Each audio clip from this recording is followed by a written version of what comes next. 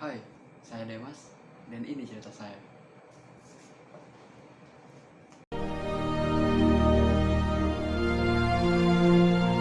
Proklamasi. Kami, bangsa Indonesia, dengan ini menyatakan kemerdekaan Indonesia. Hal-hal yang mengenai pemindahan kekuasaan dan lain-lain diselenggarakan dengan cara saksama dan dalam tempo yang sesingkat-singkatnya. Jakarta, 17 Agustus 1945, atas nama bangsa Indonesia, Soekarno Hatta. Berbicara tentang sebuah kemerdekaan. Mencapai sebuah kemerdekaan dalam suatu negara itu bukanlah hal yang mudah. Bahkan para pahlawan kita berjuang mati-matian demi mendapatkan sebuah title kemerdekaan bagi negara kita. Dari itu di sini saya ingin menceritakan perjalanan bagaimana bangsa kita meraih kemerdekaan. Tepat pada tanggal 1 Maret 1945 dibentuk sebuah organisasi yang tidak asing bagi kita, yaitu BPUPKI atau Badan Penyelidik Usaha-Usaha Persiapan Kemerdekaan. Badan atau organisasi ini diketuai oleh Dr. Rajiman Widyodiningrat. Lalu organisasi ini menghasilkan beberapa hal-hal penting untuk mencapai sebuah kemerdekaan, yaitu rumusan dasar negara Indonesia atau Pancasila yang dikemukakan oleh 3 orang. Yang pertama Mr. Muhammad Yamin, Mr. Supomo, dan Insinyur Soekarno. Nah, itulah mengapa setiap tanggal 1 Juni diperingati sebagai hari lahirnya Pancasila. Setelah itu, pada tanggal 22 Juni 1945 dibentuk panitia kecil sebanyak 9 orang atau disebut juga Panitia 9 dan mematangkan konsep Pancasila.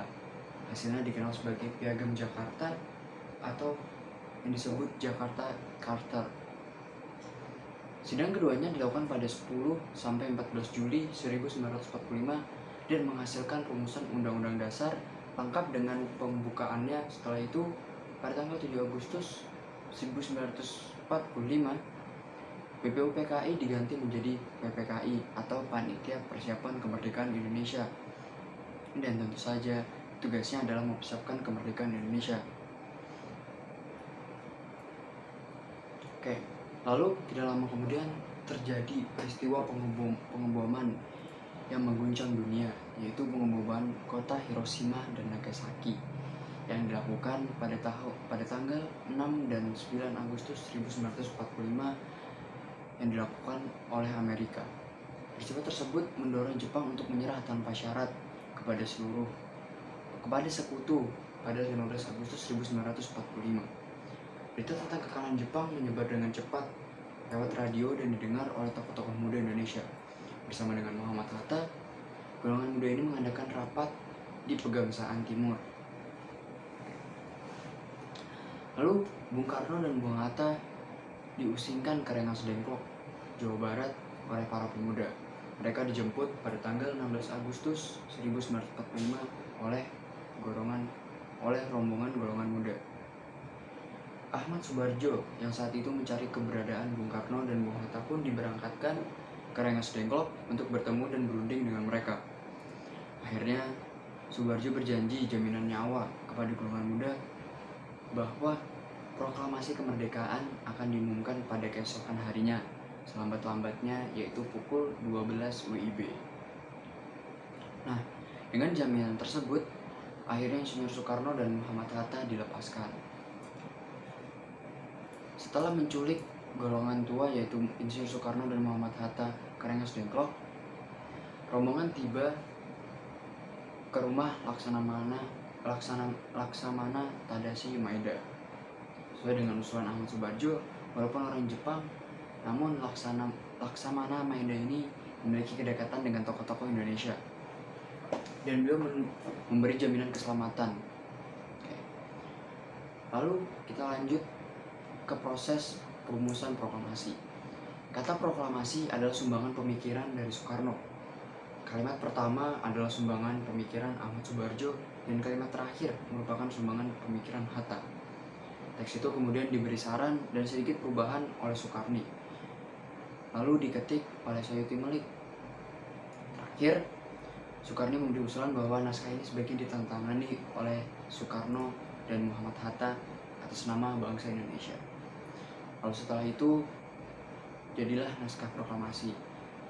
Dan keesokannya pada pukul 4.30 WIB, konsep naskah proklamasi selesai disusun. Detik-detik menuju proklamasi kemerdekaan Republik Indonesia semakin dekat. Setelah disepakati, akhirnya proklamasi dibacakan pada tanggal 17 Agustus 1945 pukul 10 WIB di rumah Insinyur Soekarno. Selanjutnya saya akan menjelaskan apa sih makna kemerdekaan bagi bangsa Indonesia. Makna kemerdekaan bagi bangsa Indonesia yaitu adalah bebas dari penjajah dan menentukan nasib negerinya sendiri. Kemerdekaan bagi negara Indonesia juga bisa berarti menjadi puncak perjuangan untuk membebaskan dan melepaskan diri dari ikatan dan tekanan penjajah. Namun diraihnya kemerdekaan bukanlah akhir dari perjuangan. Yang perlu kita ketahui, khususnya bagi kita generasi muda, para remaja, adalah kita tidak dapat duduk santai di rumah tanpa melakukan hal apapun. Seperti dalam sejarah, banyak generasi muda yang membantu dalam melawan penjajah.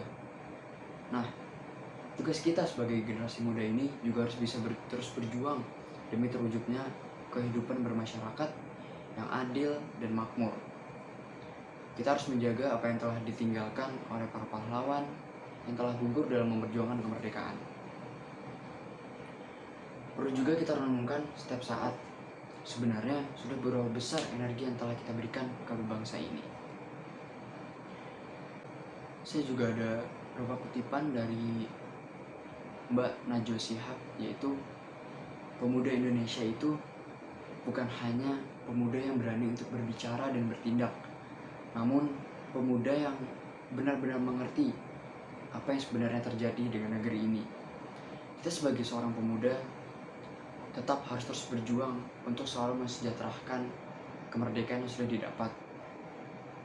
Kita bisa melakukannya dengan cara yang paling simpel, yaitu dengan selalu belajar dan menuntut ilmu setinggi-tinggi mungkin.